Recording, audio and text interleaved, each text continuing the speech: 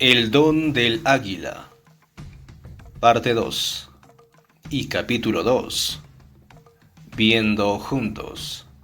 Bueno, sean todos bienvenidos a nuestro espacio habitual. Pues ya estamos en el capítulo 2 de este libro, El don del águila. Cosas interesantes se nos revelan. Fantasmas, poder, ensoñadores, etcétera, etcétera. Pues vamos con lo nuestro. Capítulo 2. Viendo juntos. Durante varias semanas desde mi regreso a Los Ángeles, experimenté repetidamente una leve sensación de incomodidad, que la explicaba como causada por un mareo o como una repentina pérdida del aliento causada por cualquier esfuerzo físico agotador.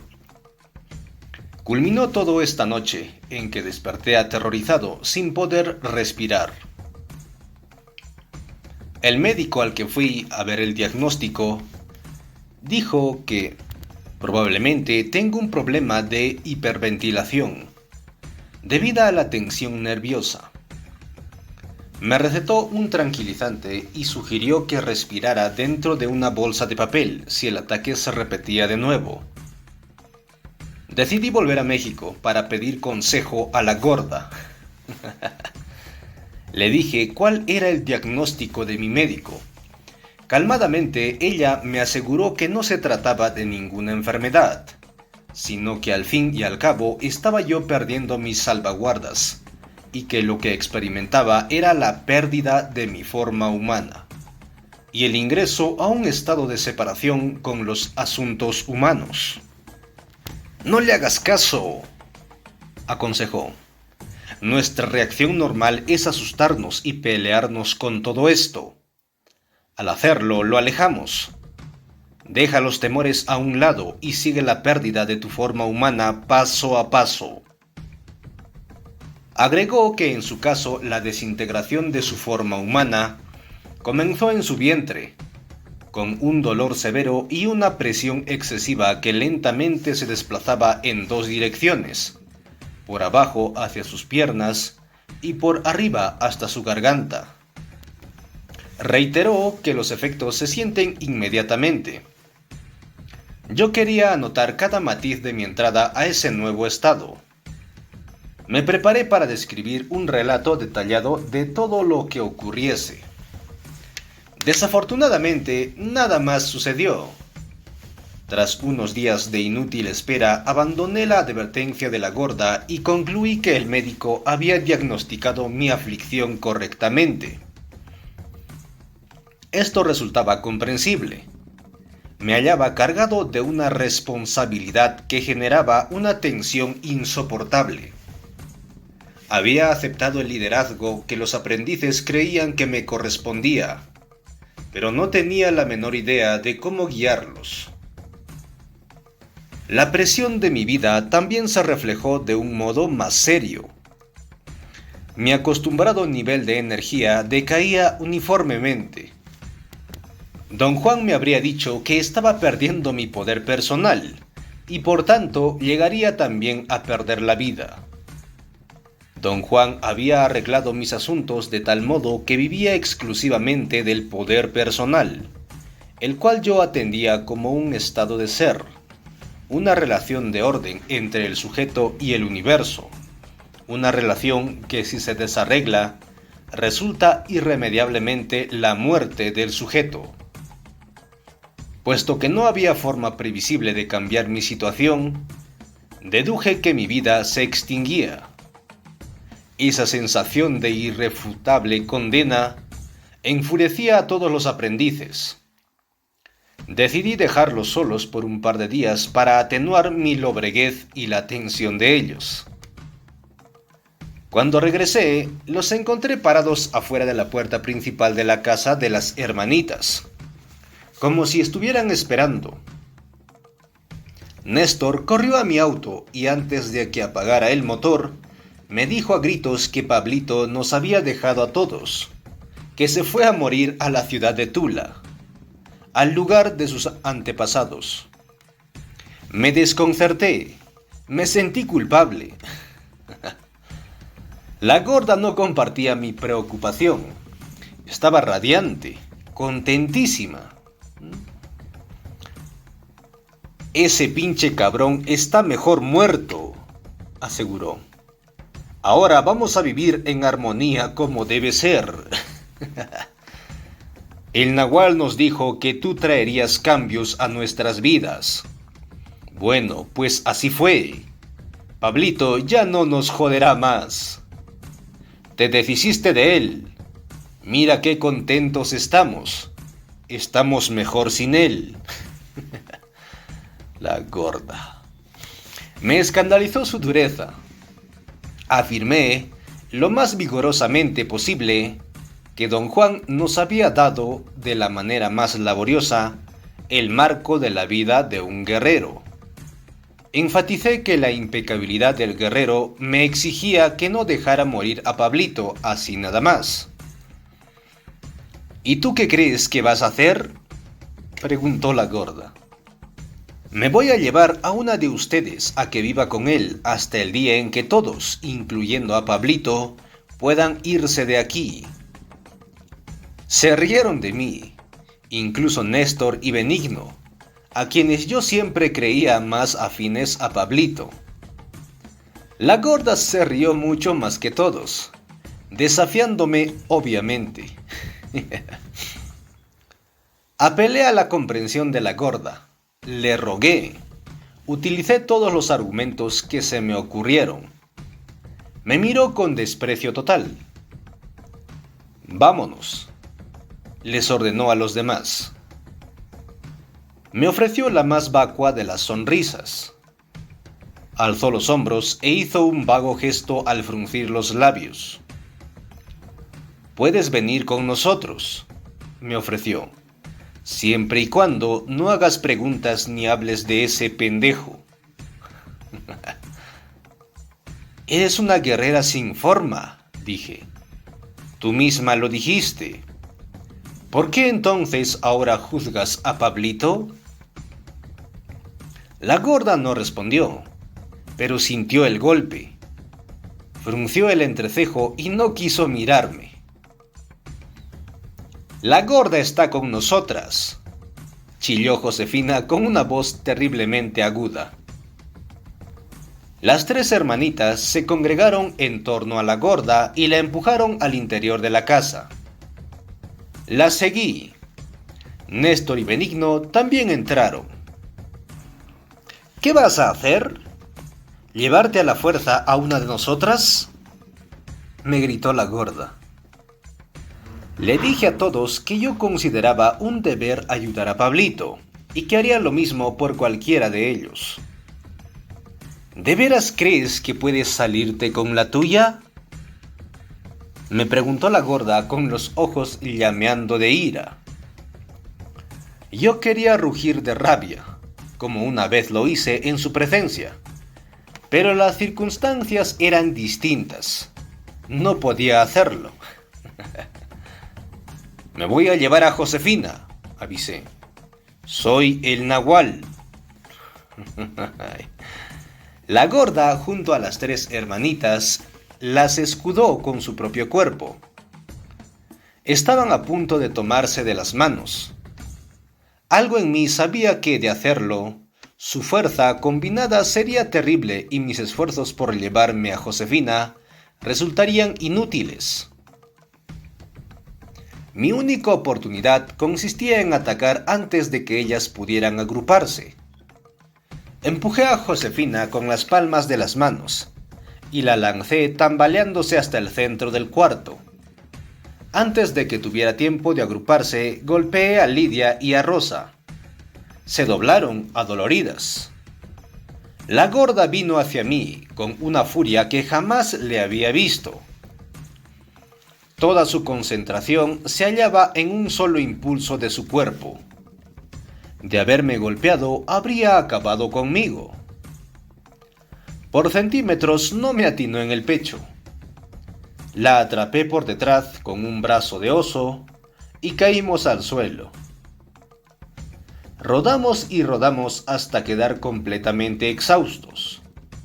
Su cuerpo se relajó.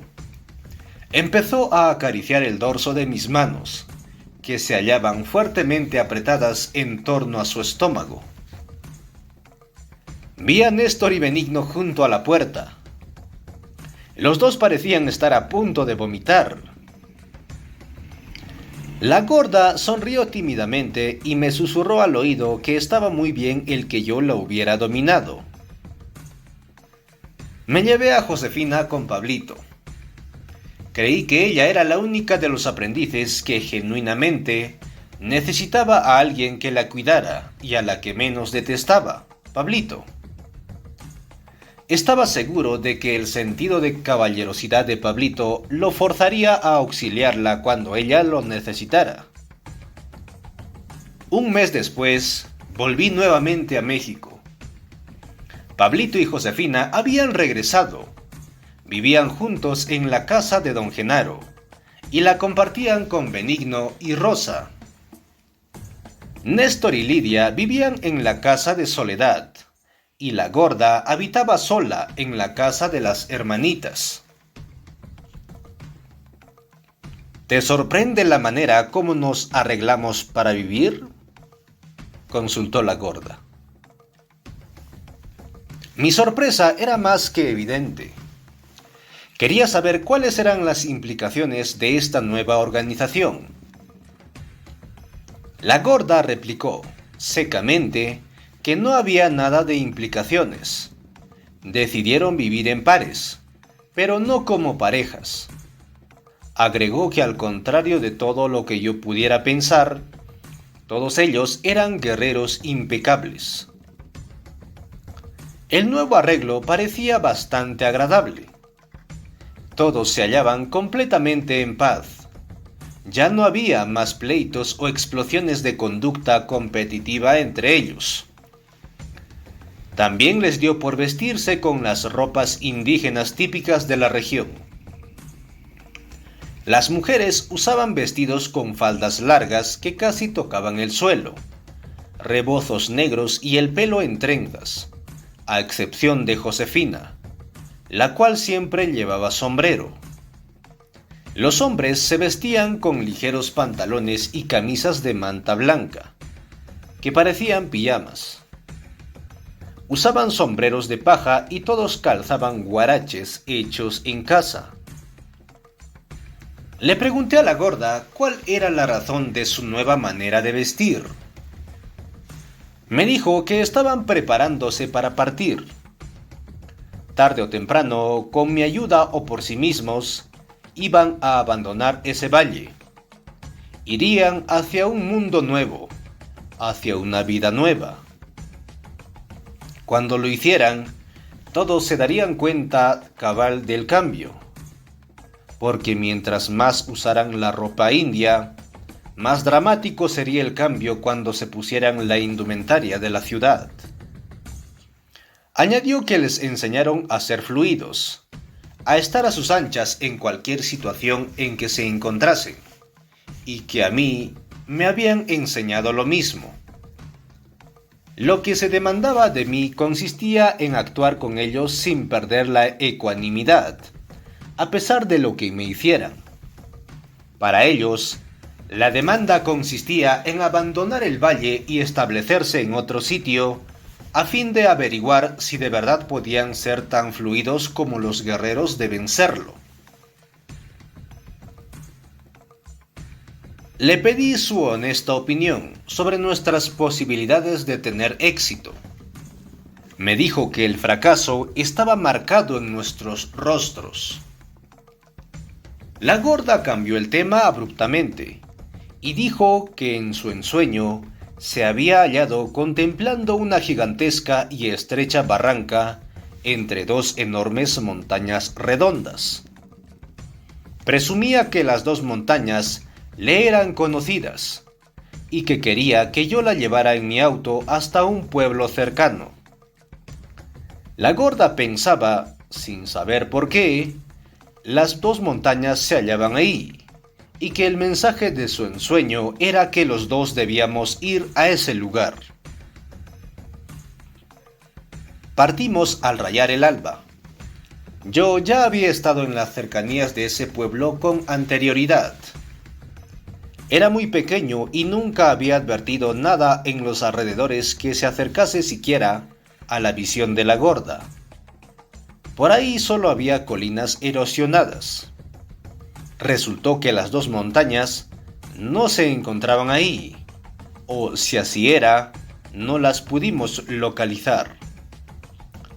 Sin embargo, durante las 2 horas que pasamos en el pueblo, tanto ella como yo tuvimos la sensación de que conocíamos algo indefinido, una sensación que en momentos se transformaba en certeza y que después retrocedía nuevamente a la oscuridad y se convertía en mera molestia y frustración. Visitar ese pueblo nos inquietó de una manera misteriosa, o más bien, por razones desconocidas, los dos quedamos muy agitados. Yo me descubrí angustiado por un conflicto sumamente lógico. No recordaba haber estado alguna vez en el pueblo mismo, y sin embargo podía jurar que no solo estuve ahí, sino que había vivido ahí algún tiempo. No se trataba de una evocación clara. No podía recordar ni las calles ni las casas. Lo que sentía era la aprensión vaga pero poderosa de que algo se clarificaría en mi mente. No estaba seguro de qué. Un recuerdo quizá. En momentos, esa incierta aprensión se volvía inmensa, en especial al ver una casa en particular. Me estacioné frente a ella. La gorda y yo la miramos desde el auto, quizá durante 1 hora, y no obstante, ninguno de nosotros sugirió que bajáramos del auto para ir a ella. Los dos nos hallábamos muy tensos. Empezamos a hablar acerca de la visión de la gorda de las 2 montañas, y nuestra conversación pronto devino en pleito. Ella creía que yo no había tomado en serio su ensueño. Nuestros temperamentos se encendieron y terminamos gritándonos el uno al otro, no tanto por ira como por nerviosidad. Me di cuenta de ello y me contuve. Al regresar, estacioné el auto a un costado del camino de tierra. Nos bajamos para estirar las piernas. Caminamos unos momentos, pero hacía demasiado viento para estar a gusto. La gorda aún estaba agitada. Regresamos al auto y nos sentamos dentro. Si nomás recuperaras lo que sabes, me dijo la gorda con tono suplicante. Si plegaras tu conocimiento, te darías cuenta de que perder la forma humana. Se interrumpió a la mitad de la frase. Mi ceño debió haberla detenido. Sabía muy bien lo difícil que era mi lucha. Si hubiese habido algún conocimiento que hubiera podido recuperar conscientemente, ya lo habría hecho. Pero es que somos seres luminosos, convino con el mismo tono suplicante. Tenemos tanto. Tú eres el nahual. Tú tienes aún más. ¿Qué crees que debo hacer?, pregunté. Tienes que abandonar tu deseo de aferrarte, sugirió. Lo mismo me ocurrió a mí. Me aferraba a las cosas, por ejemplo, la comida que me gustaba, las montañas donde vivía, la gente con la que disfrutaba platicar. Pero más que nada me aferraba al deseo de que me quieran. Le dije que su consejo no tenía sentido para mí porque no estaba consciente de aferrarme a algo. Ella insistió en que de alguna manera yo sabía que estaba poniendo barreras a la pérdida de mi forma humana.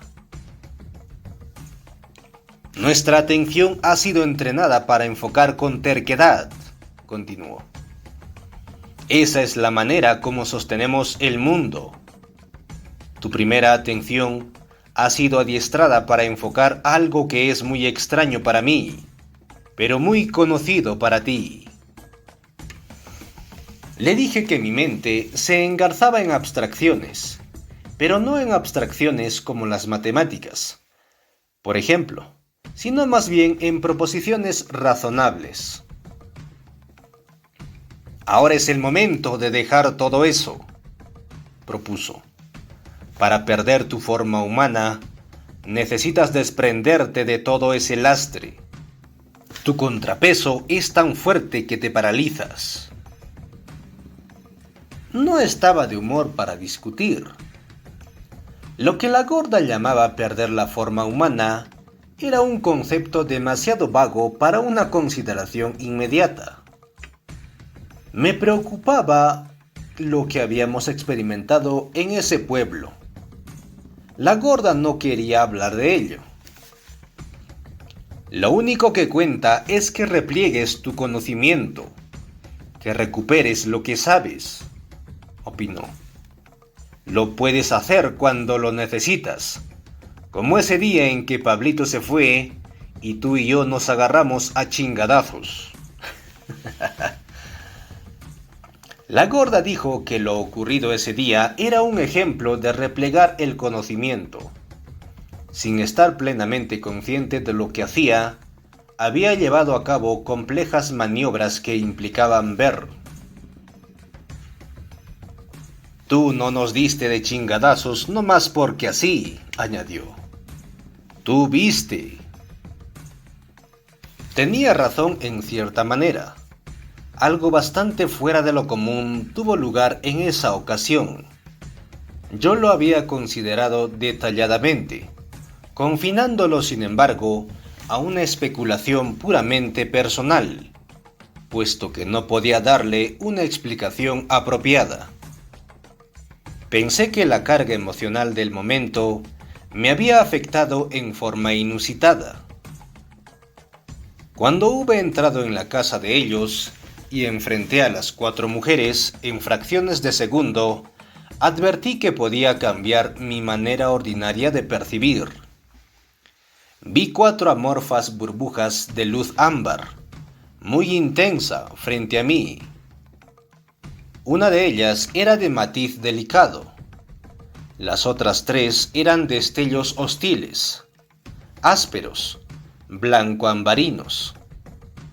El brillo agradable era el de la gorda, y en ese momento los 3 destellos hostiles se cernieron amenazantemente sobre ella. La burbuja de luminosidad blancuzca más cercana a mí, que era la de Josefina, estaba un tanto fuera de equilibrio. Se hallaba inclinándose, así que di un empujón. Di puntapiés a las otras 2, en una depresión que cada una de ellas tenía en el costado derecho. Yo no tenía una idea consciente de que debía asestar allí mis puntapiés. Simplemente descubrí que la depresión era adecuada. De alguna manera, esta invitaba a que yo las pateara allí. El resultado fue devastador. Lidia y Rosa se desmayaron en el acto. Las había golpeado en el muslo derecho. No se trató de un puntapié que rompiera huesos, sino que solo empujé con mi pie las burbujas de luz que se hallaban frente a mí. No obstante, fue como si les hubiera dado un golpe feroz en la más vulnerable parte de sus cuerpos. La gorda tenía razón. Yo había recuperado algún conocimiento del cual no estaba consciente. Si eso se llama ver, la conclusión lógica de mi intelecto sería que ver es un conocimiento corporal. La preponderancia del sentido visual en nosotros influencia este conocimiento corporal y lo hace aparecer relacionado con los ojos. Pero lo que experimenté no era del todo visual. Vi las burbujas de luz con algo que no solo eran mis ojos. puesto que estaba consciente de que las 4 mujeres se hallaban en mi campo de visión durante todo el tiempo que lidié con ellas. Las burbujas de luz ni siquiera se encontraban sobreimpuestas en ellas. Los 2 conjuntos de imágenes estaban separados. Si me desplacé visualmente de una escena a la otra, el desplazamiento tuvo que haber sido tan rápido que parecía no existir. De allí que solo podía recordar la percepción simultánea de 2 escenas separadas.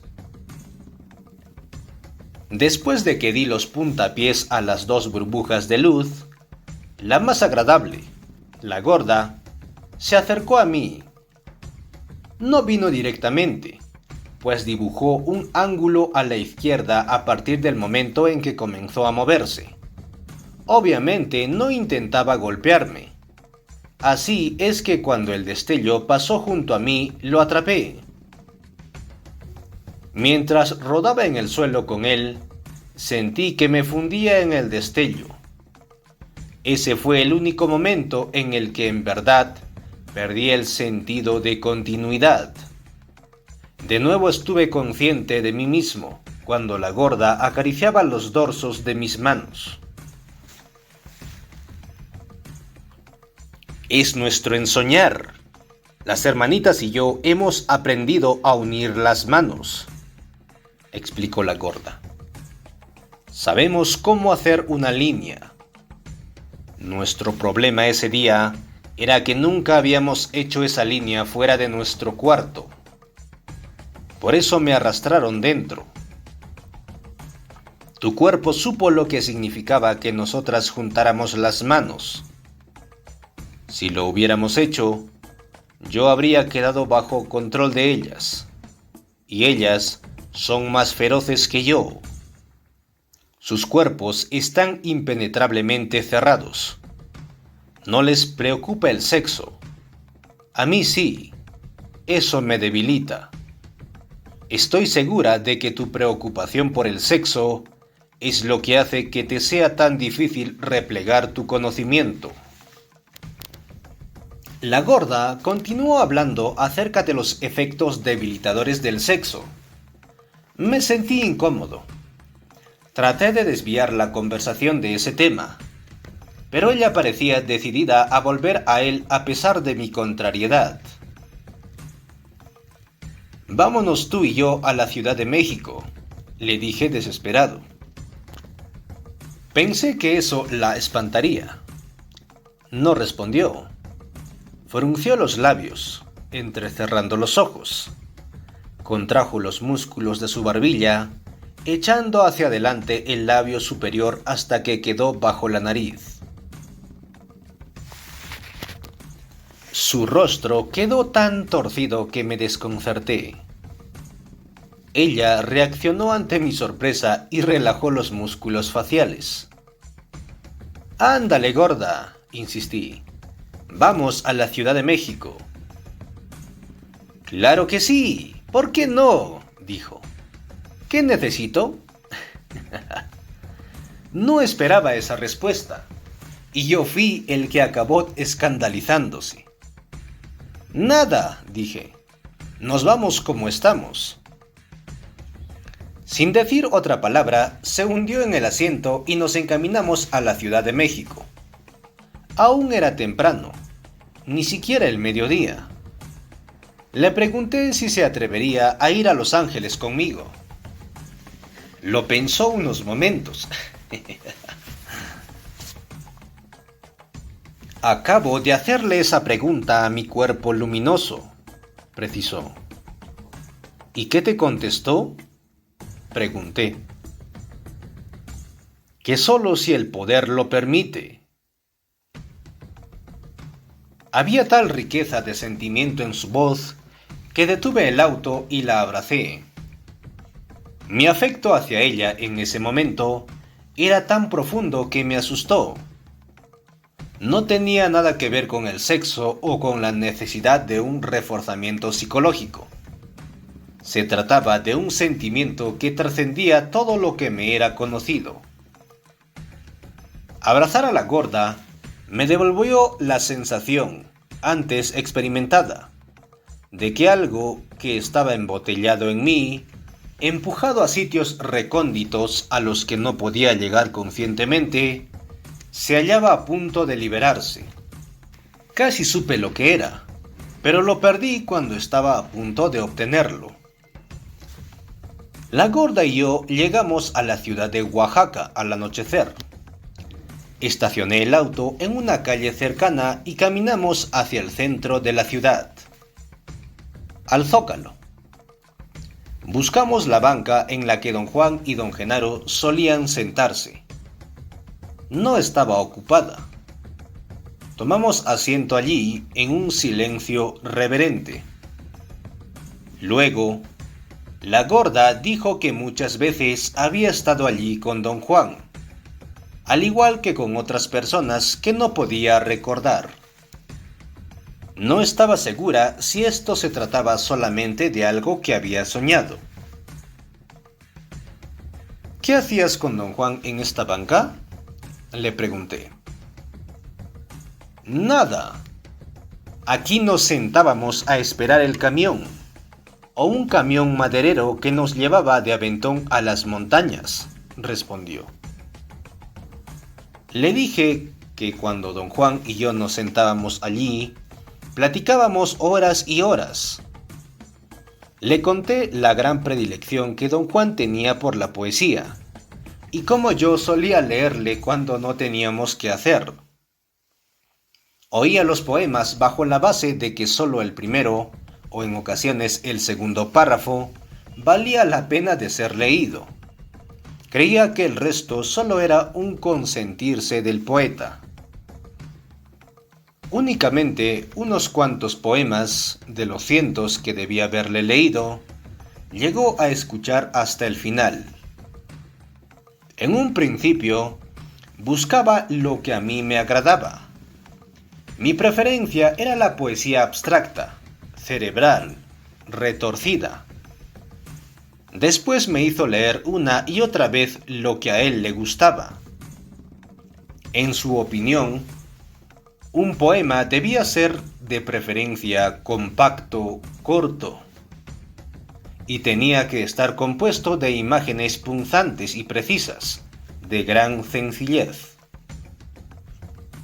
A la caída de la tarde, sentados en esa banca de Oaxaca, un poema de César Vallejo siempre recapitulaba para él un especial sentimiento de añoranza. Se lo recité de memoria a la gorda, no tanto en su beneficio como en el mío. ¿Qué estará haciendo esta hora mi andina y dulce? Rita, de junco y capulí, ahora que me asfixia Bizancio y que dormita la sangre como floco cognac dentro de mí. ¿Dónde estarán sus manos que en actitud contrita planchaban en las tardes blancuras por venir? Ahora, en estas lluvias que me quita las ganas de vivir. ¿Qué será de su falda de franela, de sus afanes, de su andar, de su sabor a cañas de mayo del lugar? Ha de estarse a la puerta mirando algún celaje, y al fin dirá temblando, qué frío hay, Jesús. Y llorará en las tejas un pájaro salvaje. Está potente el poema. Bueno, el recuerdo que tenía de don Juan era increíblemente vívido.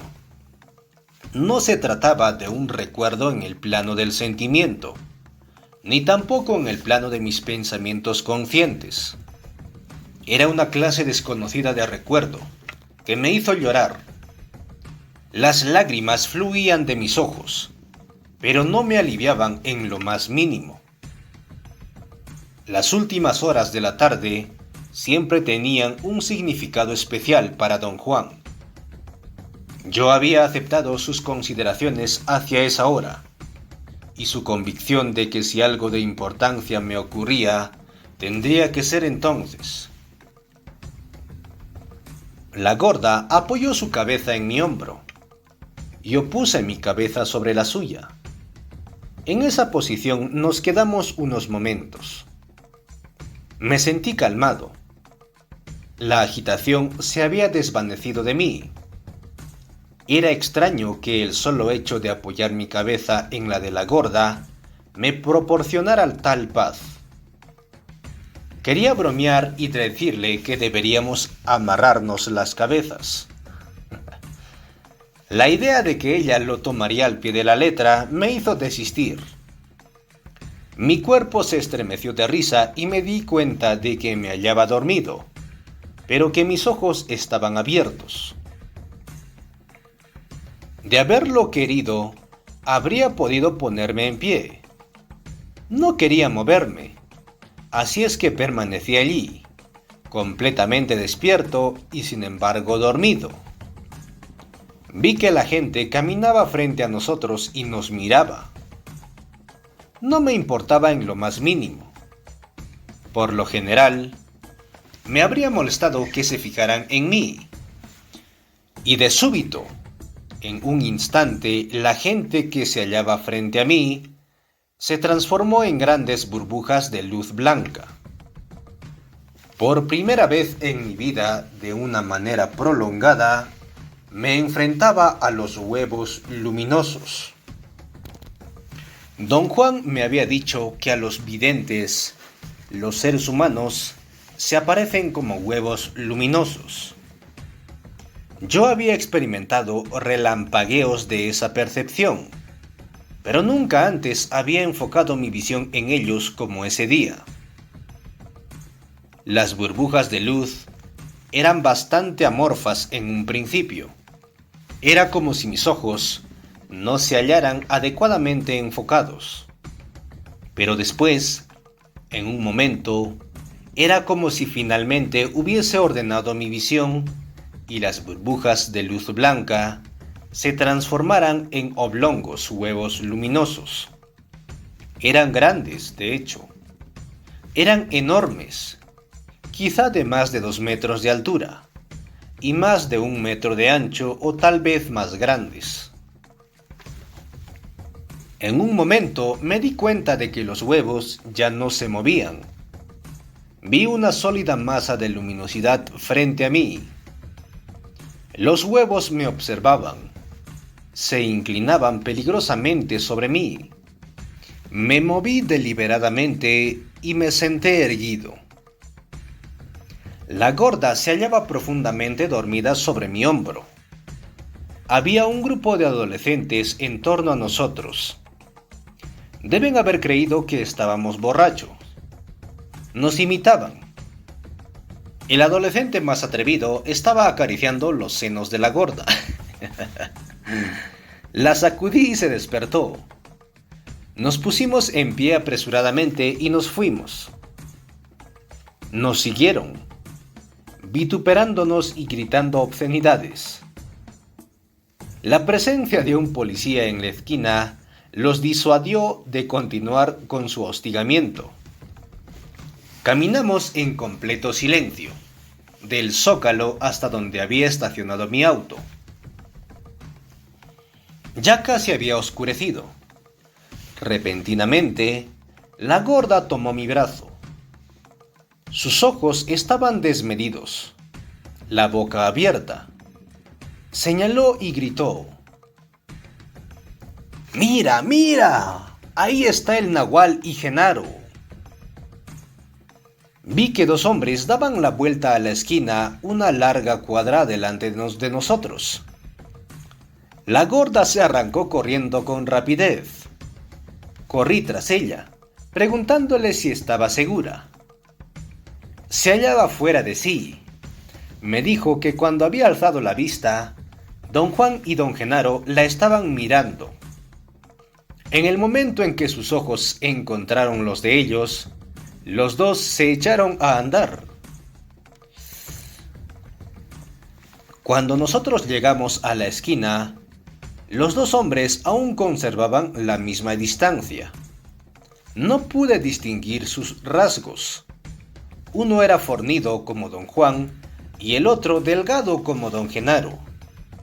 Los dos hombres dieron la vuelta en otra esquina y de nuevo corrimos estrepitosamente tras ellos.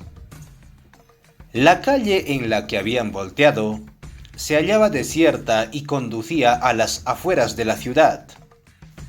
Se curvaba un tanto hacia la izquierda. En ese momento, algo ocurrió que me hizo pensar que en realidad sí podría tratarse de don Juan y de don Genaro. Fue un movimiento que hizo el hombre más pequeño. Se volvió 3/4 de perfil hacia nosotros e inclinó su cabeza como diciéndonos que lo siguiéramos, algo que don Genaro acostumbraba a hacer cuando íbamos al campo. Siempre caminaba delante de mí, instándome, alentándome con un movimiento de cabeza para que yo lo alcanzara. La gorda empezó a gritar a todo volumen: ¡Nahual! ¡Genaro!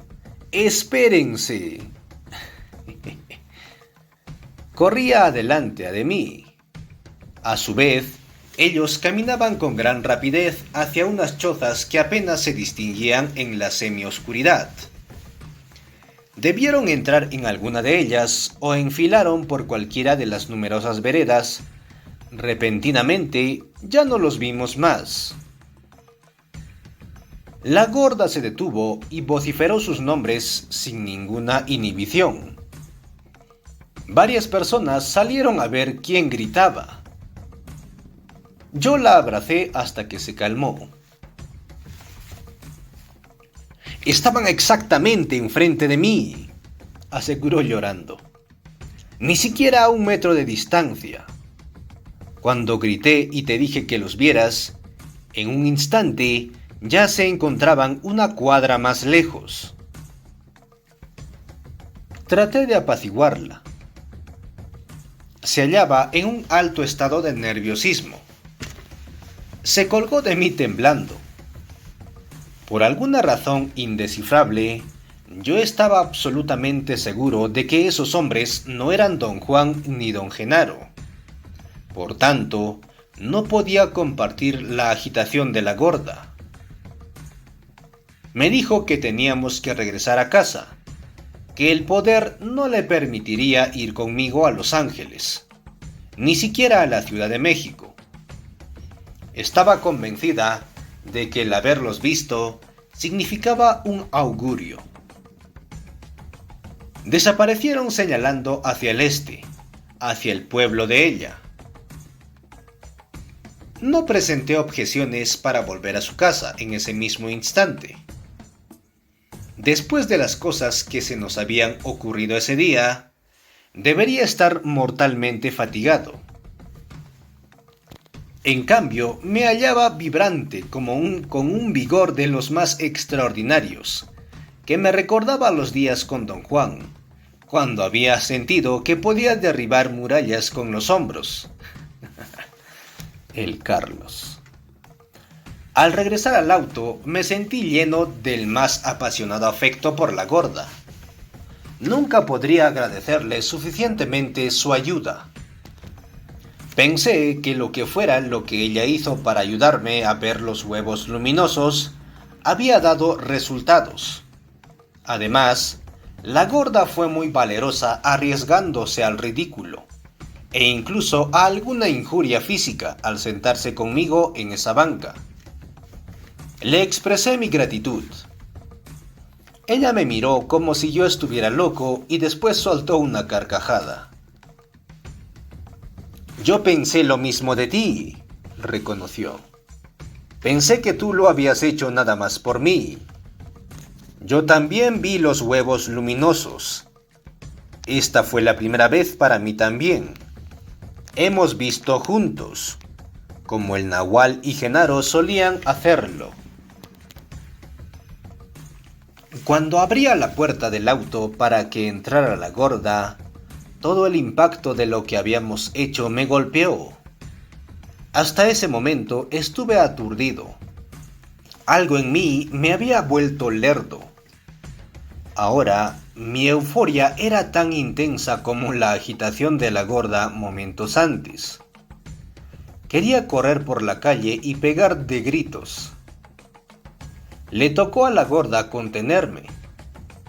Se encuclilló y me masajeó las pantorrillas. Extrañamente me calmé en el acto.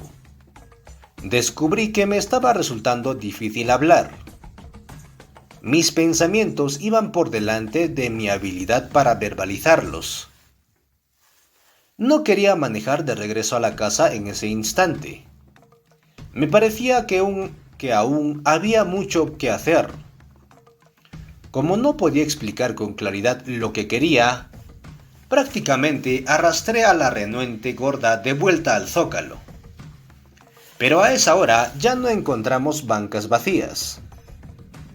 Me estaba muriendo de hambre, así que empujé a la gorda hacia un restaurante. Ella pensó que no podría comer, pero cuando nos trajeron la comida, tuvo tanta hambre como yo. El comer nos tranquilizó por completo. Más tarde, esa noche, nos sentamos en la banca. Yo me había refrenado para no hablar de lo que nos sucedió, hasta que tuviéramos oportunidad de sentarnos allí. En un principio, la gorda no parecía dispuesta a hablar. Mi mente se hallaba en un extraño estado de regocijo. En tiempos anteriores experimenté momentos similares con don Juan, pero estos se hallaban asociados inevitablemente con los efectos posteriores a la ingestión de plantas alucinógenas. Empecé por describir a la gorda lo que había visto. El rasgo de esos huevos luminosos que más me impresionó eran los movimientos. No caminaban, se movían como si flotaran, y sin embargo, se hallaban en el suelo. La manera como se movían era desagradable. Sus movimientos eran mecánicos, torpes y a sacudidas. Cuando se movían, toda su forma se volvía más pequeña y redonda. Parecían brincar o tironearse o sacudirse de arriba a abajo con gran velocidad. El resultado era un temblor nervioso sumamente fatigoso. Quizá la manera más aproximada de describir esa molestia física causada por los movimientos sería decir que sentí como si hubieran acelerado las imágenes de una película. Otra cosa que me intrigaba era que no podía vislumbrar sus piernas. Una vez había visto una representación de ballet en la que los bailarines imitaban el movimiento de soldados en patines de hielo. Para lograr el efecto, se pusieron túnicas sueltas que llegaban hasta el suelo. No había manera de verles los pies. De allí la ilusión de que se deslizaban sobre el hielo. Los huevos luminosos que habían desfilado frente a mí me dieron la impresión de que se desplazaban sobre una superficie áspera. La luminosidad se sacudía de arriba hacia abajo, casi imperceptiblemente, pero lo suficiente como para casi hacerme vomitar. Cuando los huevos luminosos reposaban, empezaban a extenderse. Algunos eran tan largos y rígidos que parecían las imágenes de un icono de madera. Otro rasgo aún más perturbador de los huevos luminosos era la ausencia de ojos. Nunca había comprendido tan punzantemente hasta qué punto nos atraen los ojos de los videntes. Los huevos luminosos estaban completamente vivos y me observaban con gran curiosidad. Los podía ver sacudiéndose de arriba a abajo, inclinándose para mirarme pero sin ojos. Muchos de estos huevos luminosos tenían manchas negras, huecos enormes bajo la parte media. Otros no las tenían. La gorda me había dicho que la reproducción afecta a los cuerpos, lo mismo de mujeres que de hombres, provocándoles un agujero bajo el estómago. Empero, las manchas de esos seres luminosos no parecían agujeros. Eran áreas sin luminosidad, pero en ellas no había profundidad.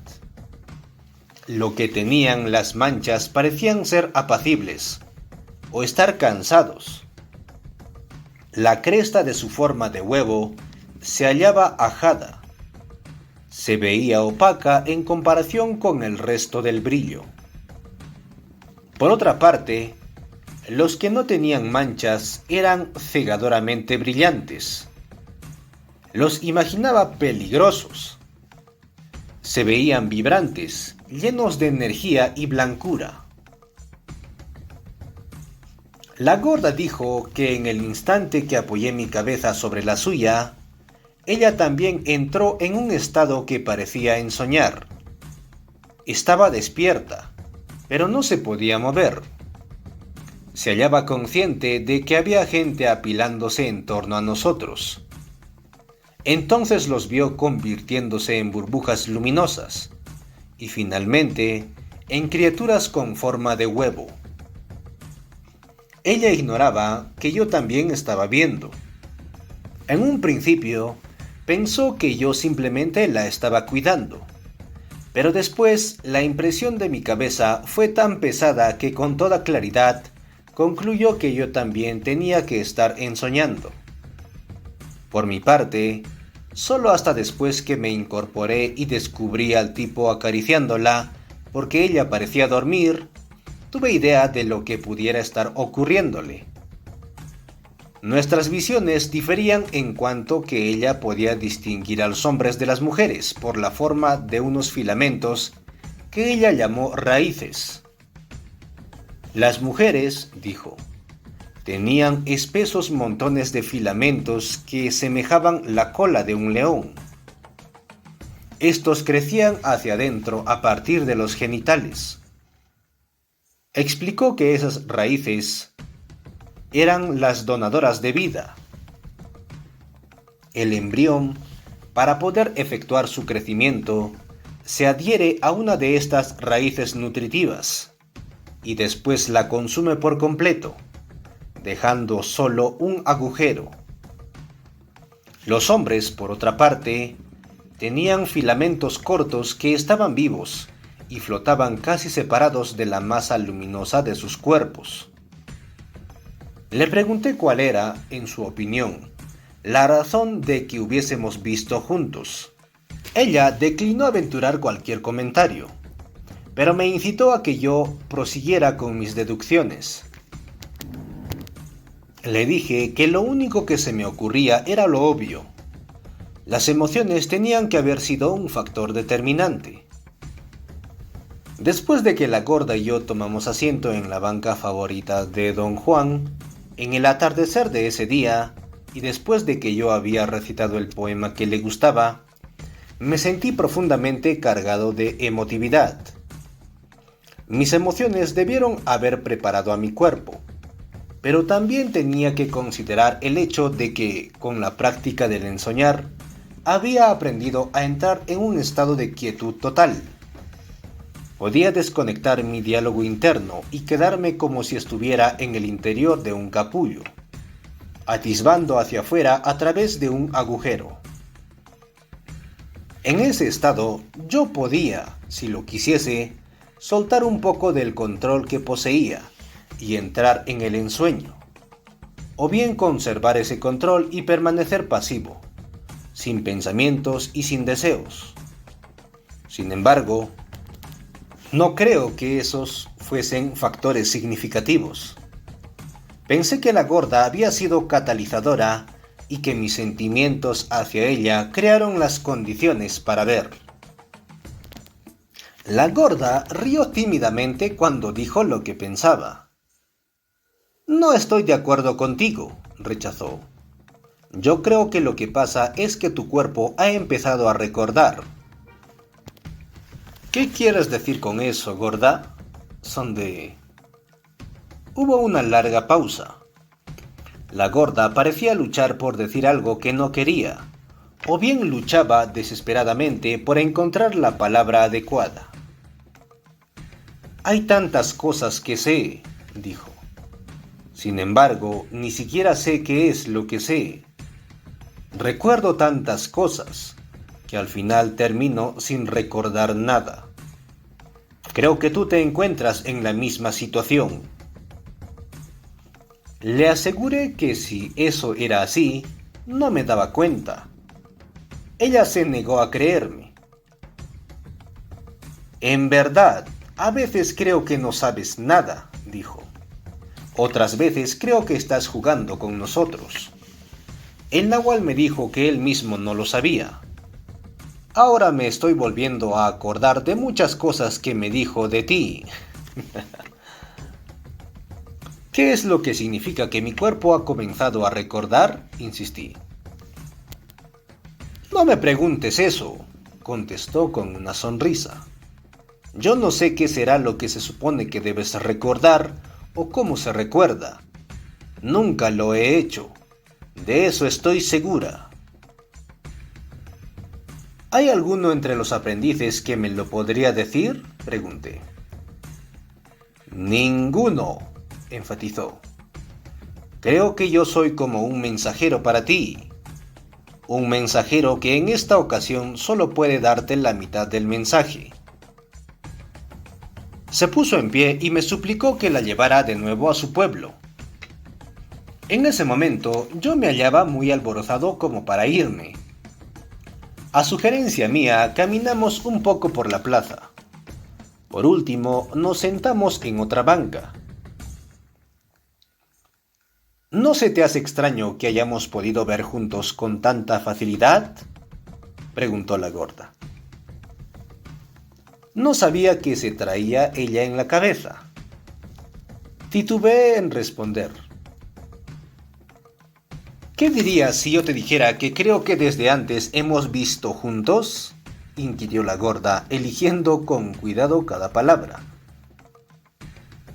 No podía comprender qué quería decir. Me repitió la pregunta una vez más y sin embargo seguí sin poder comprender el significado. ¿Cuándo pudimos haber visto junto antes?, refuté. Tu pregunta no tiene sentido, dije. Ahí está la cosa, replicó. No tiene sentido y no obstante tengo la sensación de que ya hemos visto juntos antes. Sentí un escalofrío y me incorporé. De nuevo recordé la sensación que tuve durante la mañana en aquel pueblo. La gorda abrió la boca para decir algo, pero se interrumpió a media frase. Se me quedó viendo perpleja. Me puso una mano en los labios y después prácticamente me arrastró al automóvil. Manejé toda la noche. Quería hablar, analizar, pero ella se quedó dormida como si a propósito quisiera evitar toda discusión. Estaba en lo correcto, por supuesto. De nosotros dos, ella era la que conocía bien el peligro de disipar un estado anímico analizándolo con exceso. Cuando bajó del auto, al llegar finalmente a su casa, me dijo que no podríamos hablar, en lo más mínimo, de lo que nos había ocurrido en Oaxaca. ¿Y eso por qué?, pregunté. No quiero que desperdiciemos nuestro poder, replicó. Esa es la costumbre del brujo. Nunca desperdicies tus ganancias. Pero si no hablamos de eso, nunca sabremos qué fue lo que realmente nos pasó, protesté. Podemos quedarnos callados, cuando menos 9 días, dijo. ¿Y no podemos hablar de ello solamente entre tú y yo?, pregunté. Una conversación entre tú y yo es precisamente lo que debemos evitar, contradijo. Somos vulnerables. Tenemos que procurarnos tiempo para curarnos. Fin del capítulo 2 y fin de la parte 2. Pues bueno, gracias por escucharnos y acompañarnos en estos espacios. y nos volveremos a encontrar en el siguiente o en la siguiente entrega. Saludos a la distancia y adiós.